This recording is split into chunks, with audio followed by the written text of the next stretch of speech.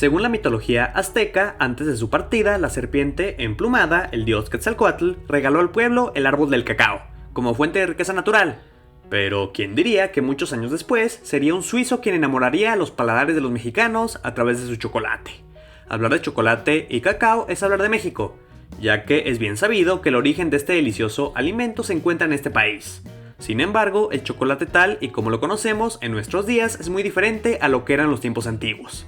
Esto debido a que los europeos lo adaptaron a su propio paladar y sustituyeron las fuertes especias americanas por ingredientes como la leche, la miel y azúcar. Por casi 100 años su receta fue secreto de estado de la corona española, y solo los monjes conocían su proceso de elaboración. En Francia fue considerado un producto barbárico, hasta que la Facultad de Medicina de París le dio su visto bueno, y se convirtió en la bebida oficial de la corte francesa. Antes del siglo XVIII, cuando se logró su consistencia sólida, solo se consumía como una bebida caliente. Pero más adelante en la historia, por ser un producto tan energético y ocupar un espacio tan pequeño, se utilizó en la Segunda Guerra Mundial para revitalizar las tropas. Y fue después de la guerra, debido a que los soldados ya habían adquirido el hábito de consumirlo cuando pasó al resto de la población, causando que su popularidad aumentara increíblemente. Sin embargo, si hablamos de un país en específico reconocido por tener una de las mejores industrias de chocolate en el mundo, ese país tiene que ser Suiza. En 1810 se fundó la primera fábrica suiza de chocolate, y en 1879 Rodolphe Lindt fue el pionero en la creación del primer chocolate con leche, provocando que el chocolate suizo se convirtiera en el mejor del mundo por calidad y sabor, un prestigio que siguen manteniendo hasta la actualidad. Pero si regresamos a México, podemos encontrar en la actualidad una empresa que combinó lo mejor de dos mundos, el cacao mexicano y las recetas del chocolate suizo. Un lugar que me atrevo a decir que hace los mejores chocolates de todo el país, y que si aún no lo conoces, muy seguramente después de este video irás corriendo a visitarlo. Así que si te gustaría conocer la historia y los secretos de esta empresa chocolatera, ponte cómodo y disfruta del video. Esta historia podrá tener un título de película. Un joven suizo emigra un día a México para convertirse en el primer fabricante de chocolate blanco de este país. Una decisión que le dio muchísimo éxito y prestigio a Gianfranco Arnoldi, pero que sobre todo enamoró a los paladares de los amantes del chocolate. La vida profesional de Arnoldi siempre transcurrió en el negocio de la confitería. Aprendió el oficio en la pastelería Vanini, en Lugano, una ciudad del sureste de Suiza, y con solo 19 años de edad se convirtió en el jefe de la chocolatería. Esto le permitió confeccionar chocolates para los prestigiados hoteles como Palace Hotels de Stade y de Lucerna, y más tarde su reputación le dio la oportunidad de ser proveedor del Hotel Ritz de Barcelona. Con el paso del tiempo, Suiza se comenzó a hacer pequeña para las aspiraciones y los sueños del joven Gianfranco. Y en cambio, México siempre fue un país que le llamó muchísimo la atención, sobre todo por su atmósfera revolucionaria y por su interés por la historia de Pancho Villa y Emiliano Zapata. Este interés, sumado con una oferta de trabajo del recién inaugurado Hotel Hilton de la Ciudad de México, hizo que Gianfranco Arnoldi se mudara a México en 1956. Sin embargo, este solamente sería el principio de una carrera que lo llevó de hoteles en hoteles por todo el país. Sin embargo, durante todo este tiempo nunca renunció a su deseo de independencia.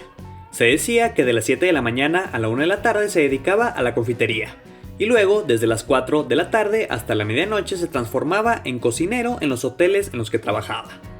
Después de ahorrar por mucho tiempo, ocurrió su primer fracaso como emprendedor, ya que buscó abrir un restaurante suizo en la Ciudad de México.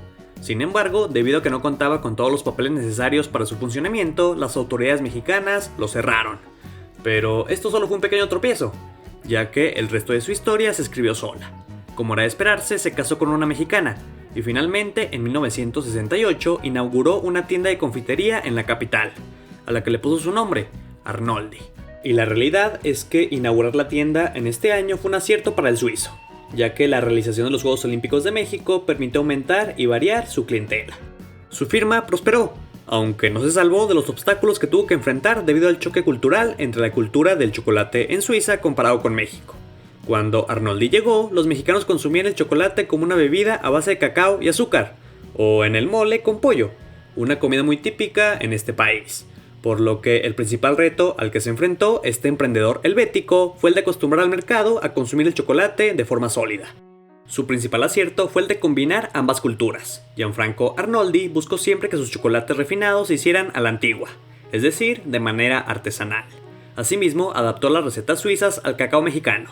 Al inicio intentó con todo tipo de cacaos, como el africano y el europeo, Pero la realidad es que a los mexicanos siempre les gustó más el de su país, por lo que las recetas de esta chocolatería son suizas, pero siempre con cacao mexicano y con productos 100% naturales, ya que no contienen estabilizantes ni conservadores.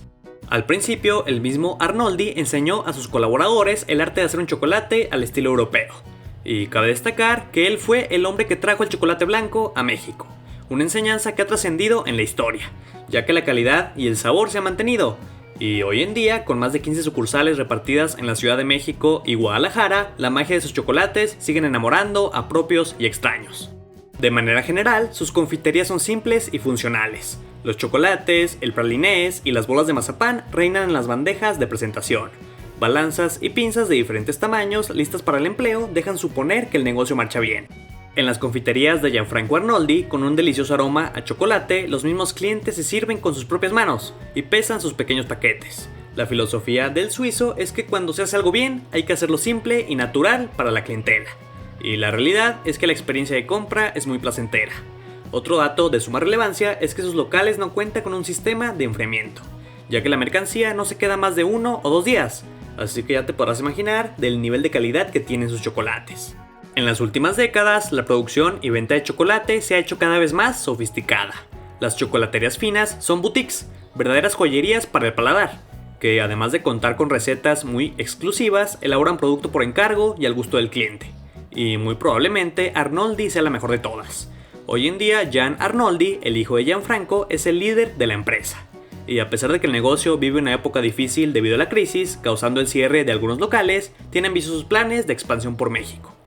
Pero eso sí, lo que nunca faltará en una tienda de Arnoldi serán chocolates artesanales sin ningún tipo de conservador, por lo que la calidad de esta chocolatería seguirá siendo la misma que ha tenido por más de 50 años. Inversionistas, ¿qué opinan acerca de esta empresa? ¿Les gustaría probar sus chocolates? Me encantaría conocer su opinión en la cajita de comentarios. Y si el video les gustó, me ayudarán muchísimo dándole me gusta y compartiéndolo con sus amigos. Cuídense mucho y hasta pronto.